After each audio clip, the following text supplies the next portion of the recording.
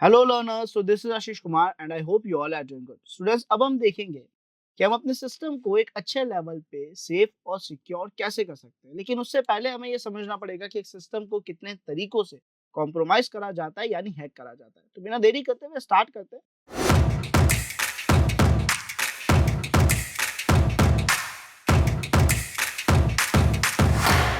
और देखते हैं कि सर एक डिवाइस कितने तरीकों से या कितनी वजहों से वर्नेबल हो जाता है एंड उसको सेफ रहने के बेटर ऑप्शंस क्या हो सकते हैं। तो यहाँ पे अगर हम देखें तो जो सबसे पहला पॉइंटर है वो है हमारा नेटवर्क हैकिंग।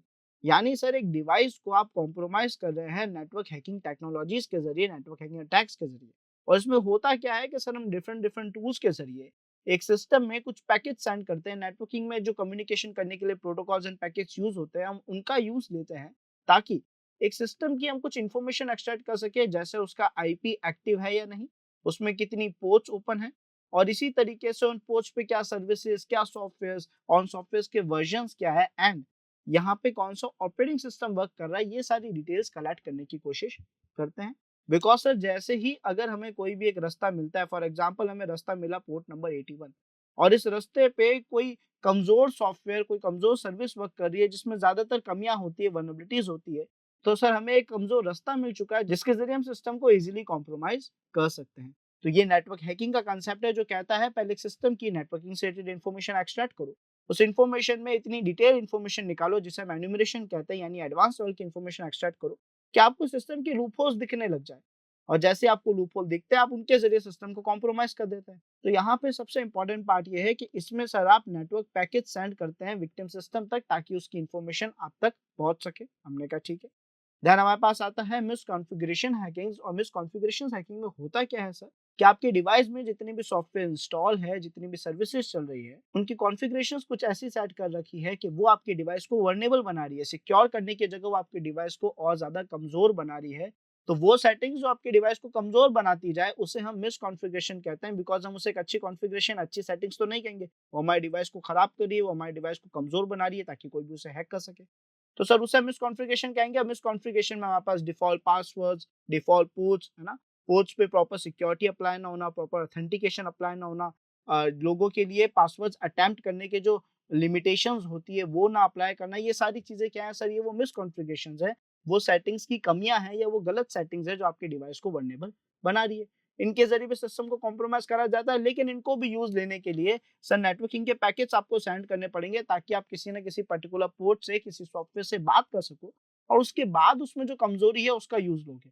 तो पहले कम्युनिकेशन होना यहाँ पे भी जरूरी है। दैन सर हमारे पास आता है एप्लीकेशन लेवल हैकिंग। और इस एप्लीकेशन लेवल हैकिंग में हम क्या फोकस करते हैं सर, ओल्ड वर्जन्स पे। एक एग्जांपल के तौर पे मान लेते हैं ये एक डिवाइस है जिसमें सर जूम सॉफ्टवेयर इंस्टॉल था। और जूम का कौन सा सॉफ्टवेयर इंस्टॉल था, तो सर जूम क्लाइंट का वर्जन 1.1 जो था वो वाला टूल यहाँ पे इंस्टॉल था।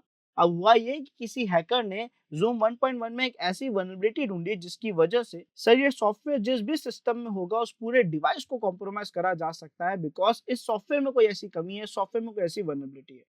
अब सर ऐसे केस में हर वो यूजर जिसने जूम इंस्टॉल कर रखा है तो उसकी डिवाइस को खतरा है, बिकॉज उसके पूरा डिवाइस का कंट्रोल लिया जा सकता है, पूरे डिवाइस को हैक करा जा सकता है। तो यहाँ पे सर जो हमारी जूम कंपनी है जिसने इस टूल को बनाया, उनने क्या करा, इस चीज की रिस्पॉन्सिबिलिटी ली। एंड जूम के डेवलपर्स ने अब क्या करा कि सर इसका एक सिक्योरिटी पैच यानी इसका एक नया अपडेट रिलीज करा, विच इज जूम 1.2। तो अब जो ये हमारा जूम 1.2 है, इसमें क्या हुआ सर कि जो सिक्योरिटी है वो अप्लाई कर दी गई, पुरानी जो कमियां थी उनको हटा दिया गया, एक नया पैच रिलीज कर दिया गया नए सॉफ्टवेयर के जरिए।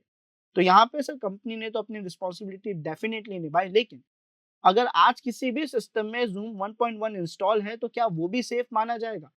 नहीं सर, वो तो आज भी वल्नरेबल है, बिकॉज वल्नरेबिलिटी तो जूम 1.1 में थी ना। उसके जूम 1.2 में उसकी सिक्योरिटी आई थी, लेकिन हमने बिकॉज हमारे सिस्टम के टूल्स को, उसमें रन होने वाले सॉफ्टवेयर्स को अपडेट नहीं रखा, इस वजह से हमारा डिवाइस आज भी वल्नरेबल है। तो ये है हमारा तीसरा अटैक जो एक सिस्टम पे ज्यादातर परफॉर्म करा जाता है उसे हैक करने के लिए। लेकिन इसके लिए भी सर उन टूल से जाके बात करने की जरूरत पड़ती है, लेकिन यानी हमें नेटवर्किंग के पैकेज भेजने की जरूरत पड़ती है। आई बिलीव आप सभी को ये तीन अटैक्स बहुत अच्छे से क्लियर हो गए होंगे। अब हम बात करते हैं सोशल इंजीनियरिंग अटैक की। एक ऐसा अटैक जिसमें डिवाइस की वल्नरेबिलिटी नहीं होती, यहाँ पे ह्यूमन की वल्नरेबिलिटी होती है, यानी ह्यूमन हैकिंग बेसिकली हम सोशल इंजीनियरिंग को कहते हैं, जिसमें सर आप एक ह्यूमन की साइकोलॉजी के साथ खेलते हैं। आपका भेजा हुआ कोई सॉफ्टवेयर, कोई मिलिशियस प्रोग्राम एक यूजर क्या करेगा, अपने सिस्टम में इंस्टॉल कर देगा।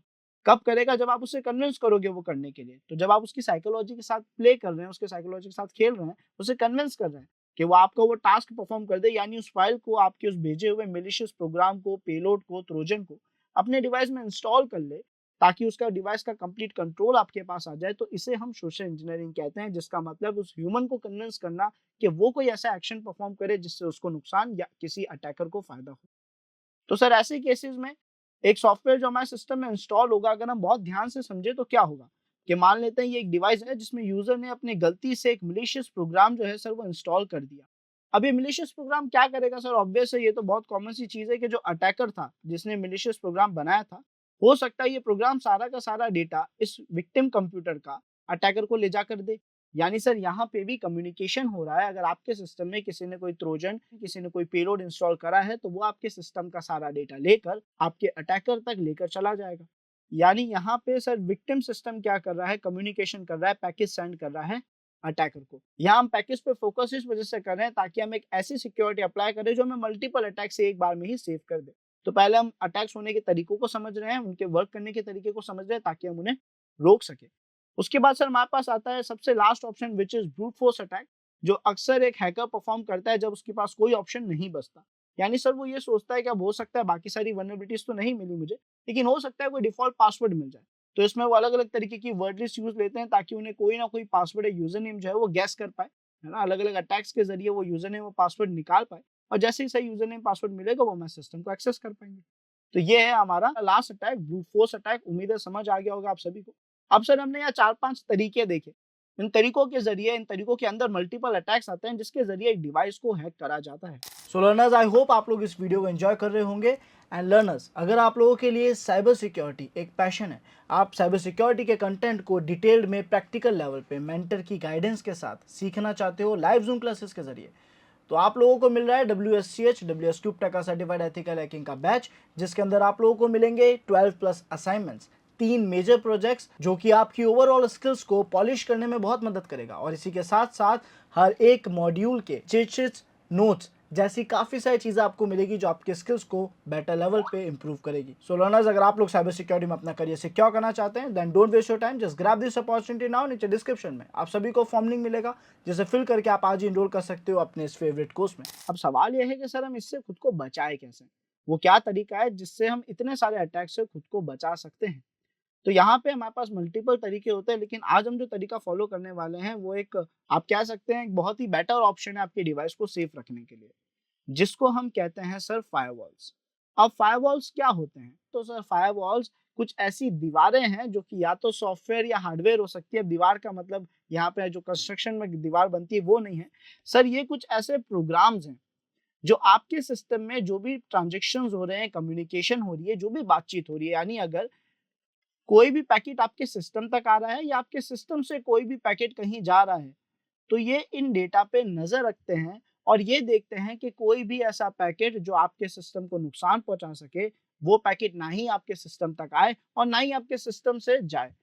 तो ये फायरवॉल क्या कर रहे हैं सर? आपके नेटवर्किंग में जो भी आप बातचीत करते हैं, उन पे नज़र रखते हैं, उन्हें मॉनिटर करते हैं और देखते हैं कि कोई भी आपका नुकसान ना कर सके, कोई भी आपको मैलिशियस पैकेट्स या कोई खराब पैकेट या फिर कोई खराब एक्शन परफॉर्म ना करे, जिससे आपके सिस्टम को किसी भी तरीके से कोई भी प्रॉब्लम फेस करनी पड़े। सर फायरवॉल अलग-अलग तरीके के होते हैं। फायरवॉल्स के कुछ हार्डवेयर डिवाइसेस भी आते हैं, सॉफ्टवेयर प्रोग्राम्स भी होते हैं और हमारे सभी सिस्टम्स में हमें प्री इंस्टॉल्ड फायरवॉल्स भी मिलते हैं, जिन्हें हम एप्लीकेशन फायरवॉल या सिस्टम फायरवॉल्स कहते हैं। तो सर हम चाहेंगे कि हम इस फायरवॉल को इस लेवल पे कॉन्फ़िगर कर दें, फायरवॉल्स में इस तरीके से रूल्स ऐड कर दें ताकि हमारे सिस्टम को बहुत अच्छे से सेफ बना दे। पर क्या ये पॉसिबल है कि केवल एक फायरवॉल हमारे सिस्टम को मल्टीपल वल्नरेबिलिटी से बचा लेगा? तो सर अभी तक हमने अलग-अलग अटैक्स देखे थे, अगर हम उनको इससे कंपेयर करें तो शायद ये हमें बचा सकता है। जैसे सबसे पहले हमने देखा था नेटवर्क हैकिंग सर। इसमें क्या हो रहा था? इसमें सर एक अटैकर मल्टीपल पैकेज जो है वो हमारे सिस्टम पे सेंड कर रहा है ताकि वो मेरे डिवाइस को कॉम्प्रोमाइज़ कर सके, पहले उसकी इन्फॉर्मेशन एक्सट्रैक्ट कर सके। तो अब अगर ये पैकेज फायरवॉल सिस्टम तक जाने ही नहीं देगा, तो क्या हमारे इस अटैकर को ये पता पड़ेगा कि कौन सी पोर्ट ओपन है, कौन सी पोर्ट पे क्या सर्विसेज वर्क कर रही है, आईपी ऑनलाइन है या नहीं? सर ऐसी कोई भी डिटेल नहीं मिलेगी, बिकॉज़ आपके जो पैकेज थे या इस अटैकर के जो पैकेज थे, वो विक्टिम तक पहुँचे ही नहीं। तो विक्टिम सर यहाँ पे क्या हो गया, काफ़ी सेफ हो गया, है ना?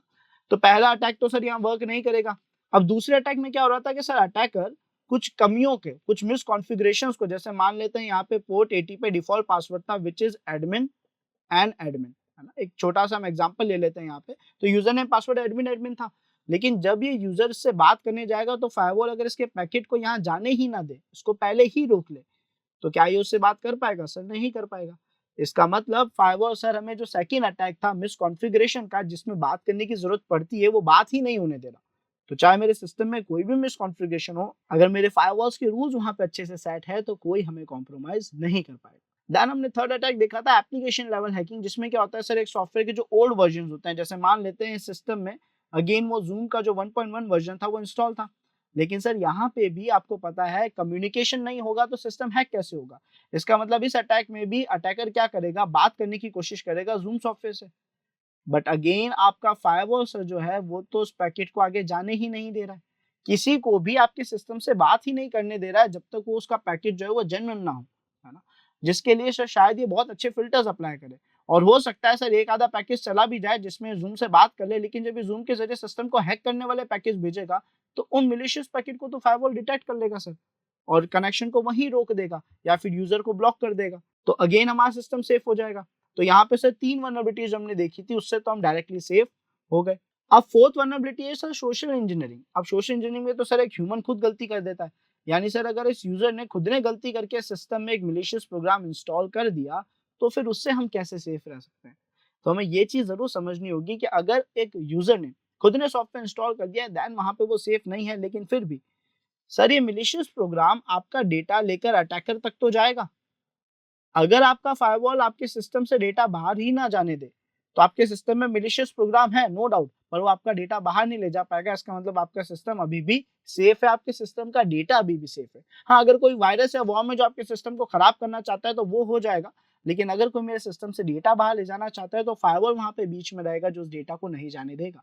तो सर देखा जाए तो हम इन चारों अटैक से बहुत अच्छे लेवल पे सेफ हो सकते हैं फायरवॉल्स के ज़रिए। नो डाउट कमियाँ यहाँ पे भी है कि सर इस सॉफ्टवेयर को जब हम इंस्टॉल करते हैं या जब इस विक्टिम ने गलती से इस सॉफ्टवेयर को इंस्टॉल करा, तो ये हमसे फायरवॉल रूल्स में बाईपास करने की या फायरवॉल रूल्स में खुद को अलाउ करने की परमिशन माँगता है। अगर इसने वो दे दी तो ये बाईपास हो जाएगा, बट फिर भी अगर हम देखें तो हमें मल्टीपल अटैक से एक अच्छे लेवल की सिक्योरिटी तो दे दी है। अब अगर ह्यूमन खुद गलती कर रहा है, वो खुद चला के परमिशन दे रहा है, वो खुद चला के फायरवॉल में उसको अलाउ कर रहा है, देन उस केस में तो सर हम कुछ नहीं कर पाएँगे, बिकॉज़ चाहता तो फायरवॉल बंद भी कर सकता है फिर। बट फिर भी हम फिलहाल 4 अटैक से अच्छे लेवल पे सेफ हो गए, केवल एक सॉफ्टवेयर को, केवल एक प्रोग्राम को अच्छे से कॉन्फ़िगर करने पे, केवल एक फायरवॉल नाम की इस एंटिटी को कॉन्फ़िगर करने पे। और सर जो हमारा लास्ट अटैक था ब्रूट फोर्स अटैक, उसमें क्या होता है? सर उसमें एक जो अटैकर है वो एक-एक करके मल्टीपल पैकेट सेंड करता है और हर एक पैकेट में एक नया यूज़र नेम और एक पासवर्ड होता है, और इनमें से अगर कोई भी सही यूज़र नेम पासवर्ड मिलता है, तो सर्वर उसे अपना एक्सेस दे देता है।